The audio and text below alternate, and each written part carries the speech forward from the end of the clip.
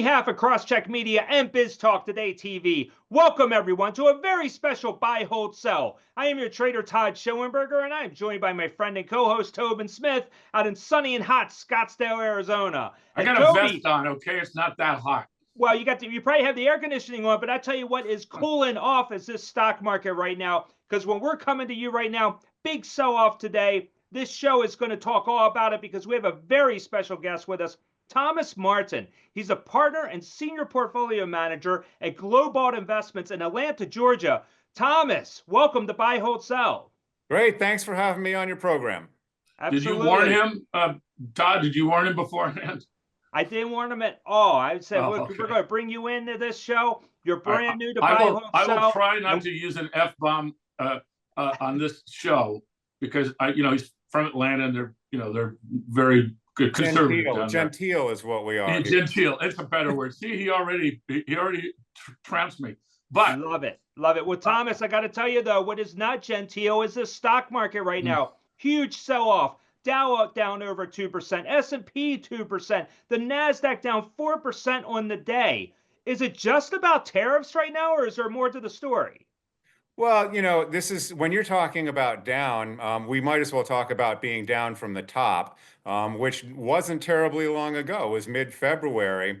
And at that point, what you had was expectations were at highs and sentiment was at highs and valuation was all at highs. Some of the stocks that are down the most now were up 700%, 800% over the last year. And the market had been very, very strong. So one thing that you might say is that, you can't really ever tell when the market's going to go down because of valuation. There usually has to be a catalyst.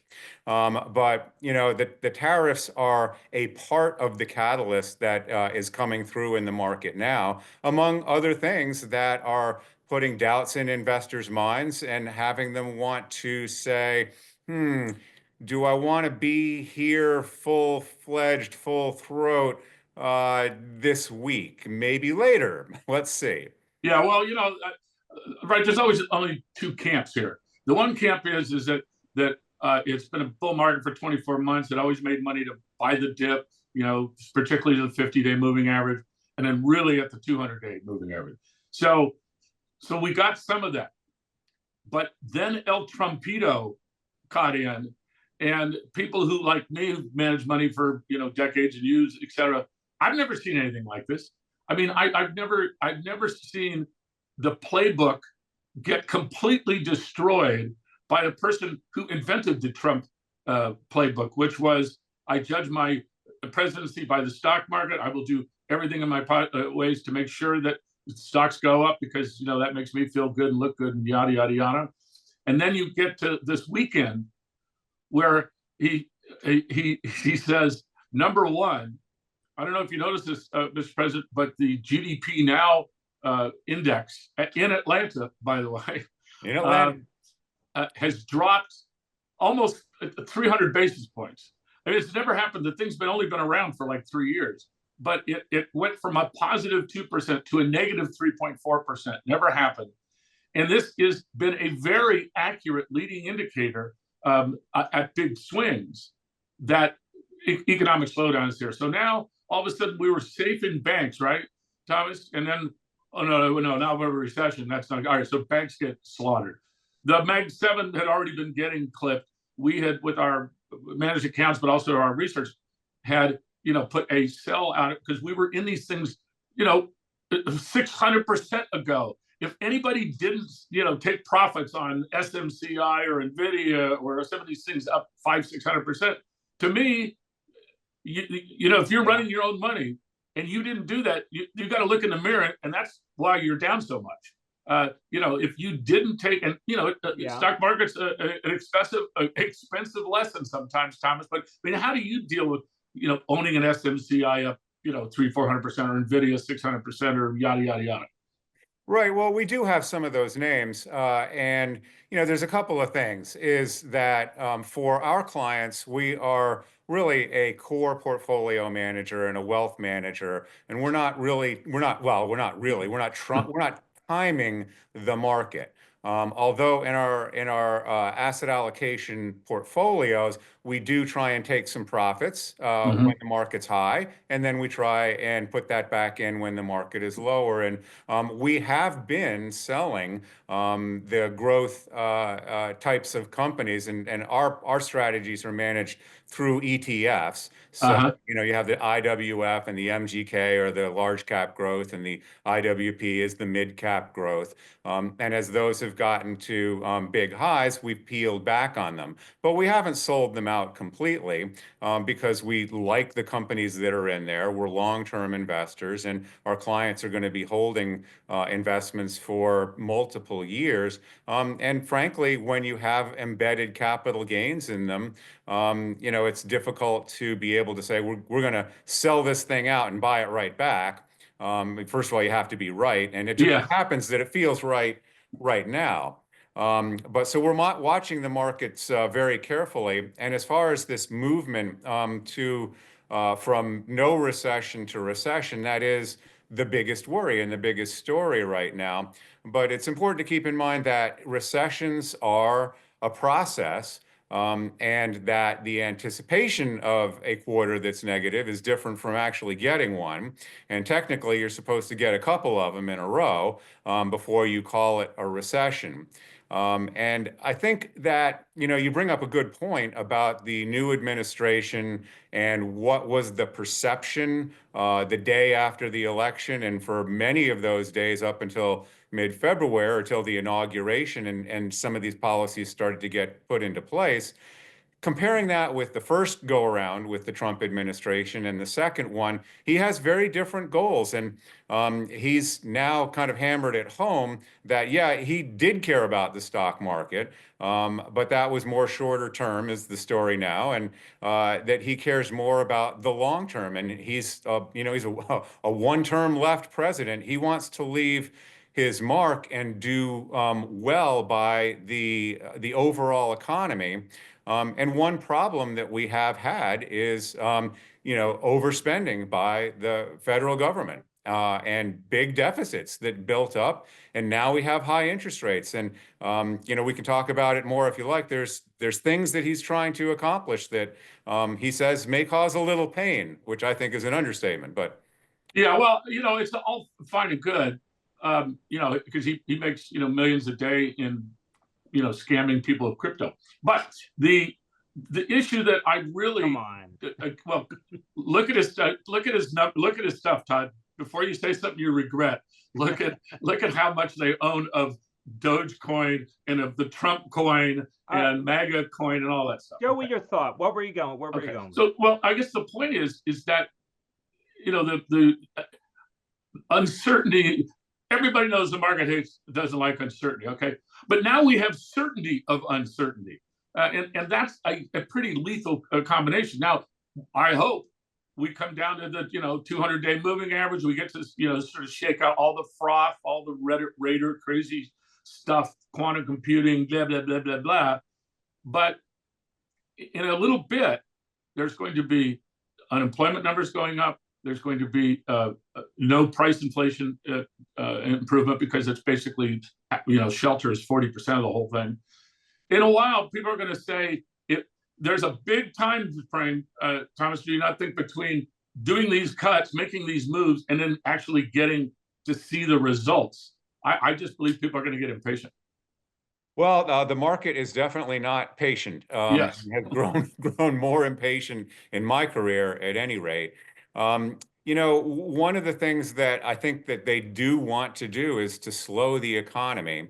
And the reason for slowing the economy is to make sure that inflation doesn't come back.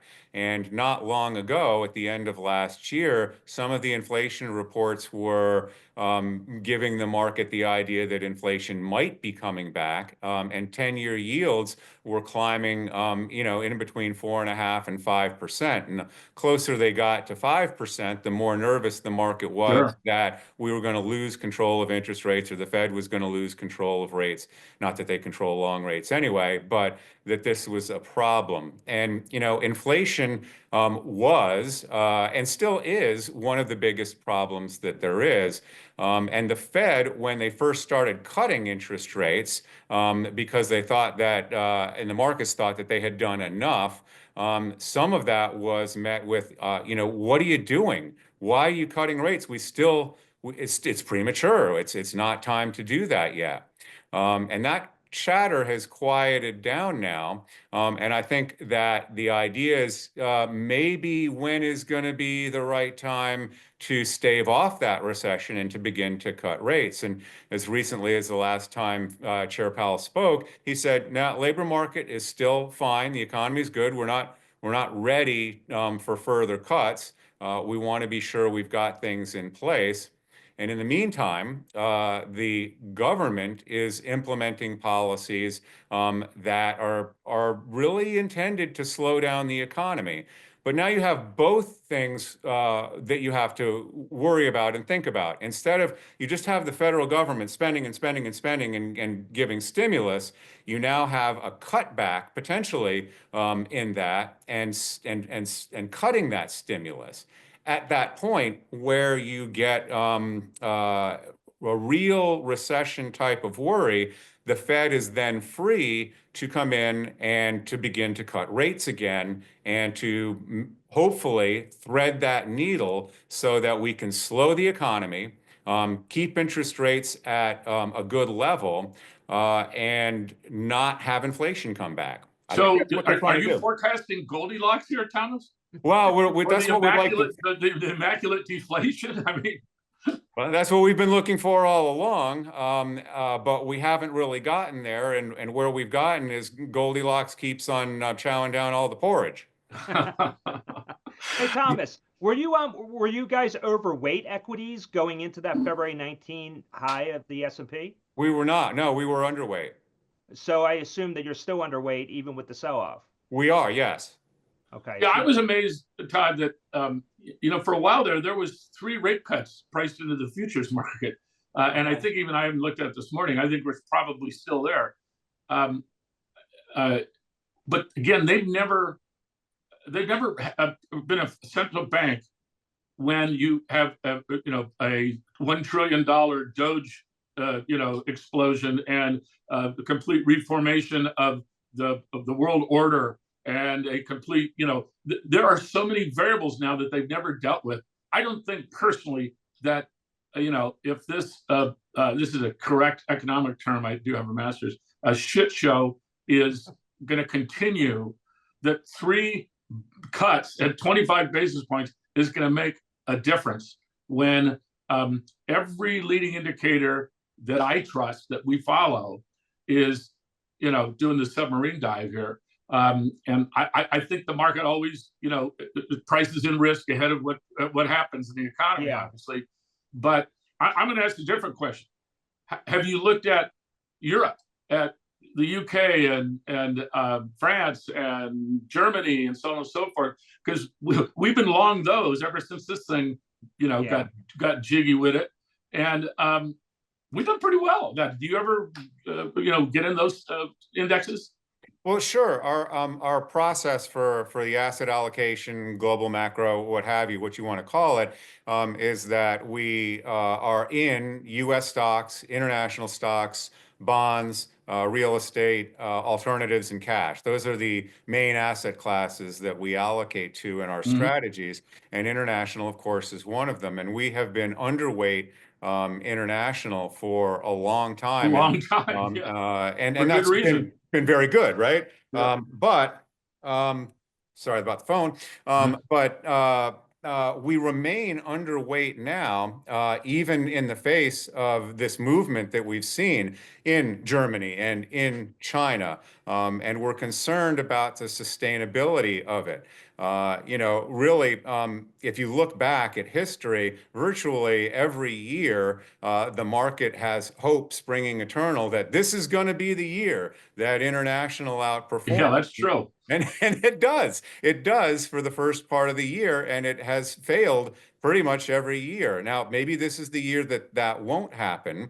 Europe has been a mess as far as its GDP growth, as far as how it allocates resources, as how it unleashes or doesn't unleash or leashes the animal spirits, so to speak. China is maybe starting to recover somewhat. And their technology names and internet names are starting to get a little bit more freedom from Xi Jinping. Those are good things. But in the meantime, we still think that the United States is the best market longer term. Okay, I like that. Let's end it on that block, though, guys, because there's a lot more we have to get to when we come back. We're going to start quizzing Thomas all about equities, sectors, bonds, gold. We're going to get into everything. And no, go easy on him. It's the first time, okay? Well, anything you want. There you go. So with us today is Thomas Martin. He is the partner and senior portfolio manager at GLOBALT Investments down in Atlanta, Georgia. Just simply go to globalt.com to learn more about Thomas and the services that they offer. For those of you at home who can't understand what he just said, it's G-L-O-B. It ends with T, right? Yeah. Yes. Yeah. Well, it sounded like it's like a I know. I gotta get some water. Listen, we'll be right back after the break with more laughs. Stay with us. Buy, hold, sell, brought to you by Crosscheck Management. Hi everyone, I'm Veronica Dudo, and welcome to Buy, Hold, Sell. If you have the Russians that are going into Ukraine, the Americans and the Germans and everyone else in Europe is going to say, hell no. If Russia doing things, logically was their MO, I'd agree with you. Yeah, Todd, why don't you get him on a phone call right now? Hello, you.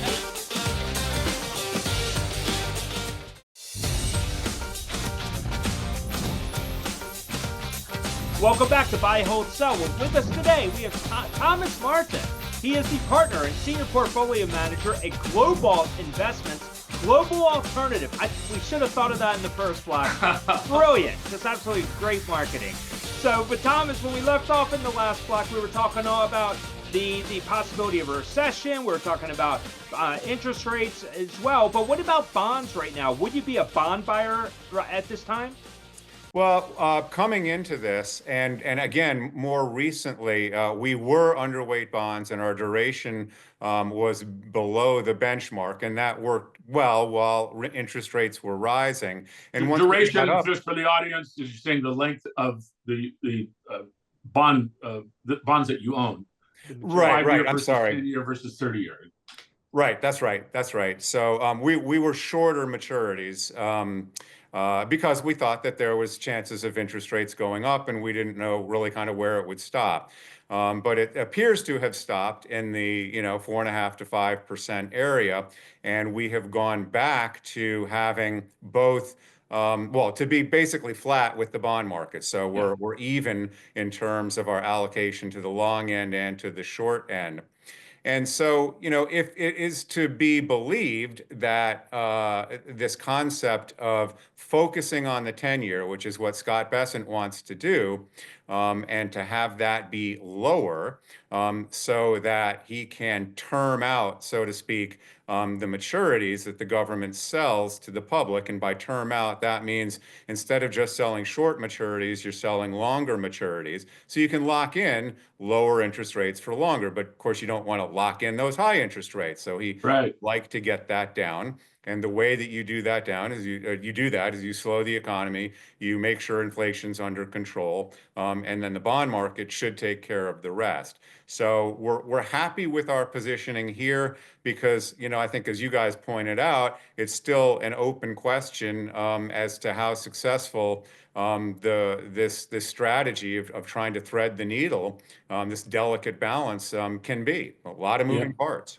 Well, when we did some numbers on a couple of weeks ago, the amount of short-term paper that's rolling over, is in the trillions. And, we used to use the term bond vigilantes. That's how old I am. Right. Me too. You would think that given what's going on, that getting the 10-year down as you start to do this rollover would just be difficult. There's just too much money rolling over, and you know, when bond prices go down, interest rates go up, or vice versa. And so, how do you see the bond market here for the next 6 months as we get into this, you know, refinancing conundrum? Well, it is an issue, and that's why we're sticking with our neutral, you know, call it chicken, right? Yeah. We don't really see, you know, basically we're seeing risks to the upside and downside as being fairly balanced, and you know the rate that you're getting to wait, you know, is still pretty good. It's definitely better than a negative return on the stock market, so you are getting some protection there, and you're getting paid to wait. Yeah, you know, I should say I love the Interactive Brokers, you know, mutual fund, essentially 5% with instant liquidity and all, a dollar guaranteed. Schwab has sort of the same thing. I just always tell investors that when you get in this amount of uncertainty with maybe 5 or 6 different outcomes based on other outcomes, et cetera, that you build enough cash so that if you were wrong and the economy, you know, takes off, that you have something to buy. Number 2, if it really does go as bad as I think it's going to go, and you know, we get a full on, not a 10% correction, but a full on 20% correction, which we have in a lot of stocks right now, including Mr. Doge, then I think that helps you also just not get jiggy, not get nervous. I got enough, you know, I got enough cash. I'm doing this, you know, how many years you're doing it out. Then having some cash really helps, and being fully invested and going on margin to buy stuff, that's just too risky to me. How about you? Yeah, well, we would agree with you. And, you know, different investors have, obviously, they have different tolerances for risk. So your, you know, 65-year-old, 70-year-old retiree who is dependent on their portfolio, let's just say totally dependent on their portfolio for their lifestyle, is very different from the 20-year-old who's investing for retirement and has a, you know, 40-year time horizon before they start to retire. But the most important thing is to have the right mix so that you don't have to really go from, you know, 100% stocks to 0% stocks, or something that's a big movement like that. You don't have to try and time the market. You have enough cash so that you can meet your 1 year out, 2 year out needs, and it doesn't matter what your other money does, because you have that cash there that you can then spend on the necessities that you have. You must have different clients than I do, because if the 80% of their funds were down 50%, I mean, I'd have to get a new guard gate to my house. Well, it is difficult, and I think that's where client education, and meeting with them and making sure that they understand why you're invested the way you are is critical. Because, you know, right now, just look at what's happening in the stock market. You know, S&P is off what, 7%? Qs are off 12, 13%. Some stocks, some good stocks are off 20%, and some stocks, as we talked about earlier, that were up, you know, very large, are down nearly 50%. People get very nervous about that, and if you watch the market and you see it happen, not just one day, people can take that. They buy the dip, like you were saying earlier, but you start to get 2-3 weeks of that, and people wonder if they should just capitulate. And that's why you talk about a flush in the stock market, which gets out those weak hands. And usually it's at the wrong time, as long as there's nothing systemic in place. That means you won't get a bounce back. So remember, when we had COVID, the market went down substantially, right? 35%-ish, let's call it. But it really only lasted for a half a year, and then it bounced right back. It was the favorite 2 weeks of my money management career, because we had been told by various sources about the COVID in China beforehand. So we would sort of long Moderna and short. I mean, honestly, that's what we did. And then on April 6th, all the people who had flushed out their master limited partnerships, their MLPs, because they're only owned by retail client, customers. Corporations can't own it. Mutual funds, blah blah blah. And so I'm just looking here. We have a AMZA, which is a natural gas pipeline compressor company. And our cost basis is $3.75. It's now $25. But then we also sold call or put options on it and blah, blah, blah. Do you guys do any of that? Do you do any option selling, et cetera? We don't. We're straightforward, long only, and the ways that we hedge against the market is cash, which is very effective. You can't go short, but it definitely prevents you from losing money. And we also use gold, frankly, as a hedge. And we have a substantial position in gold, the metal, and in gold miners that we've had for a while, and that has gone a long way. GDXU, baby, GDXU. I love it. We actually, we own it, and then we're selling put options on it to generate income. Sure. And that's the first time. I mean, Peter Schiff and I had a famous tiff on Fox News way back in the day, where he kept saying to buy European stocks and buy gold, both of which were going down faster than a funny story that I'll leave out.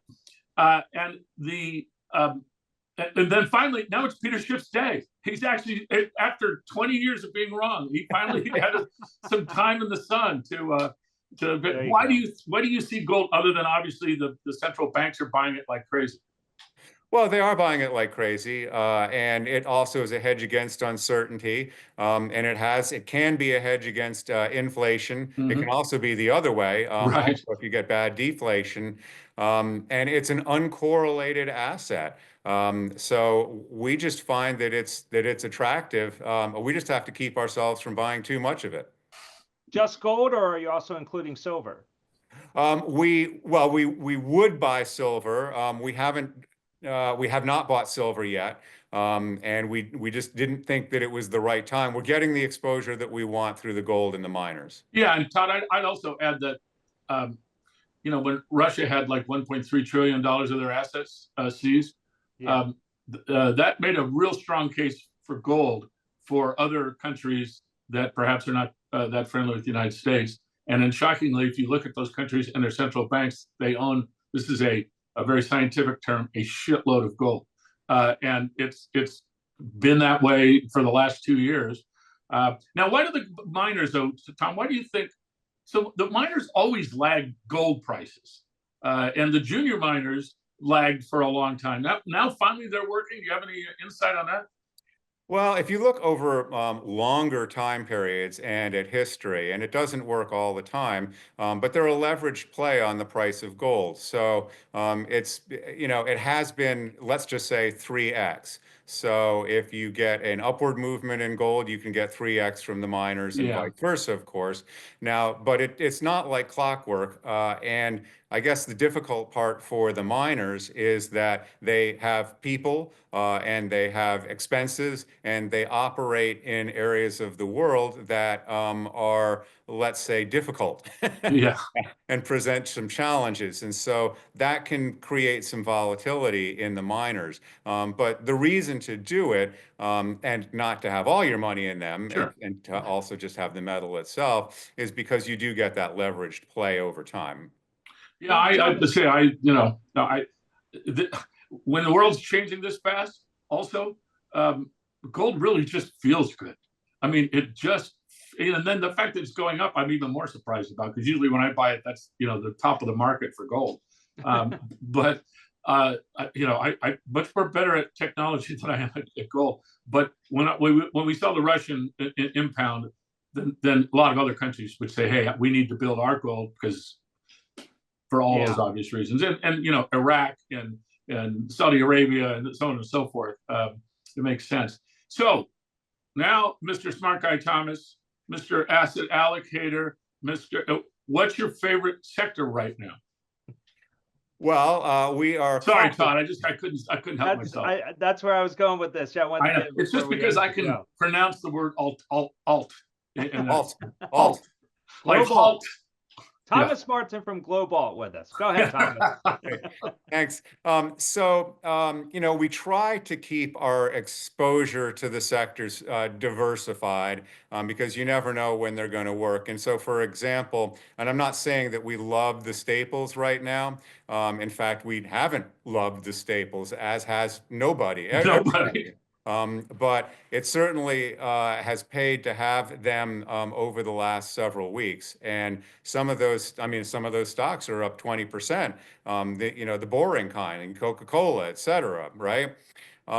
So it pays to have exposure to those. Healthcare also, has not done very well at all. And of course, lately, that's been a place to be. And the electric utilities have actually done fairly well in this environment. Once rates reached a high, the utilities have done well. And you kind of, in that sector, which we do like, and we own, you have a sort of a bifurcation or two different groupings. You have the what used to be the boring old electric utilities, the Duke Power, the Southern companies, that were growing at GDP. And now if you look at many of their 3-5 year plans, they're talking about 5 to 7% earnings growth.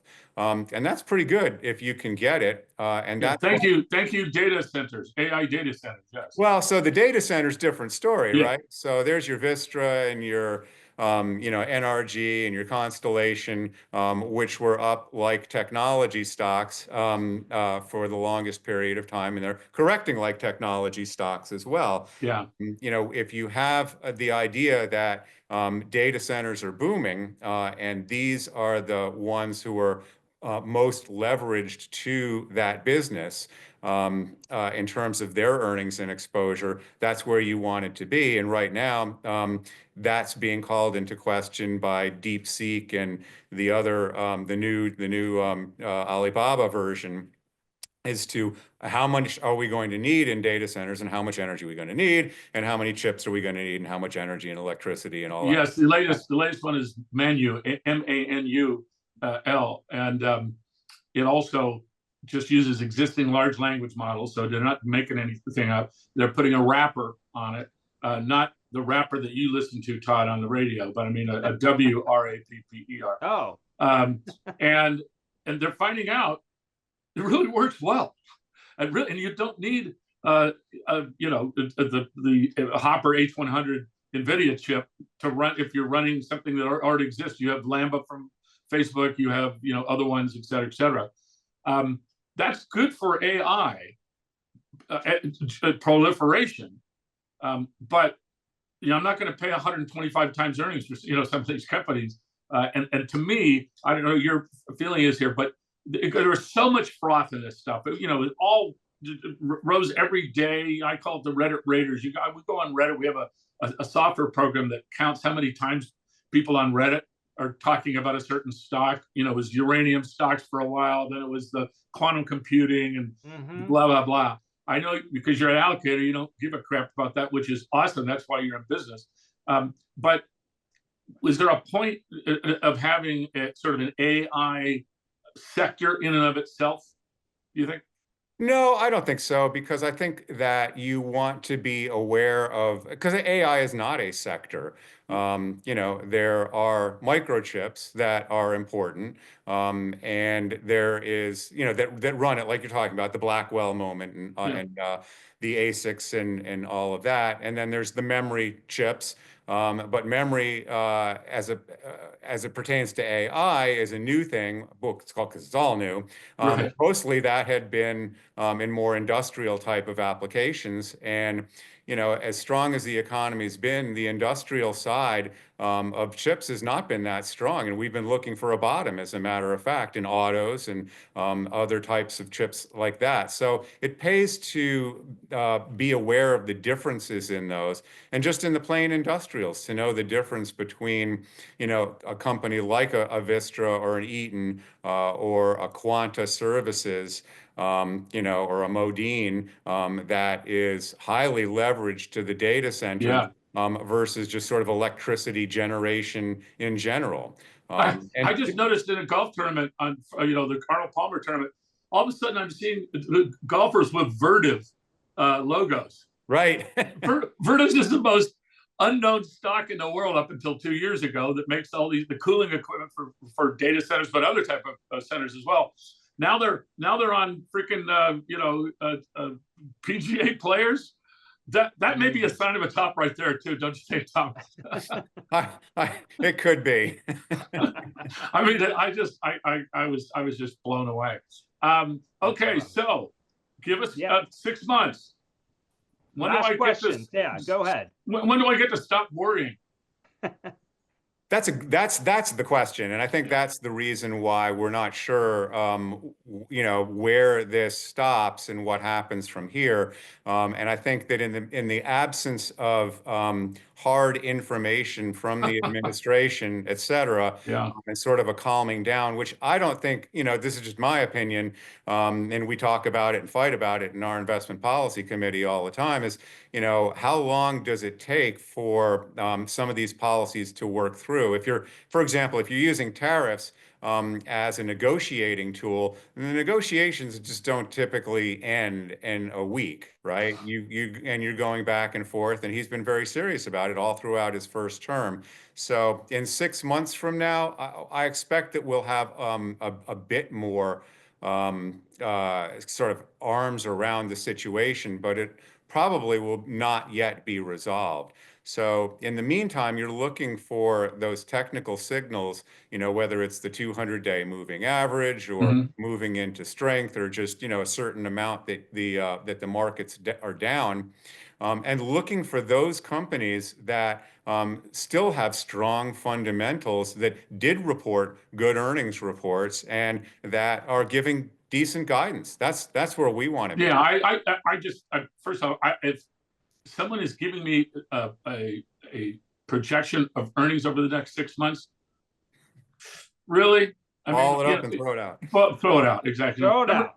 Yeah, number two, there's a lot of sectors that we follow to try to get the sense of the top 25% income households, because that's now 90% of discretionary spending. It's mind-blowing. Delta just announced sales are down, ridership's down. I know you probably have some Delta pilots there as clients. Just a couple.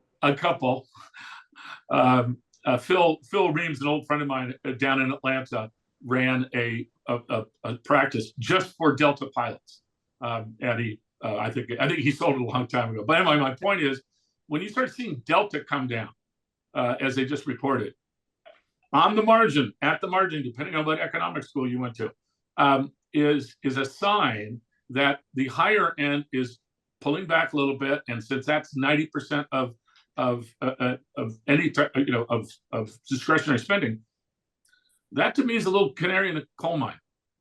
Do you have any ones that you like to follow? Well, it's a bit concerning, and consumer discretionary is the place where you're going to find some of these, and so we're watching that carefully. But there's different ways of doing it, and travel, of course, has been very, very hot, particularly for the high-end consumers. Yes. And for experiences, et cetera. So not objects, but things. Yes, we're seeing some weakening there. Does it mean that it's actually over? I think that remains to be seen, because there is still an enormous wealth effect that no question, is driving a lot of these companies. And even though that wealth is smaller today than it was, 4 weeks ago, there's a long tail on that, and there's still a lot of demand out there. So I would be patient with Delta in terms of seeing that, unless we get a true recession, then that may have some resilience. Okay. fair enough. I like Fair it. enough. Well, we're going to end it right there, guys. I mean, so much information. The audience definitely is going to get a lot out of this. So, Thomas, thank you for joining us on Buy, Hold, Sell. We really hope you come back to the show and so we can follow up on this discussion. Great. Thanks for having me on the program. It was great to be with both of you guys. Absolutely. Cheers. All right. And on behalf of Closing Thomas thing. Martin and Tobin Smith, I am Todd Schoenberger. Thank you once again for joining us. Coming up next, we have Sam Stovall from CFA Research and Sylvia Jablonski, CEO of Defiance ETF, will be joining us as well. So thanks again, and we'll catch you next time. Take care. Buy, hold, sell, brought to you by CrossCheck Management.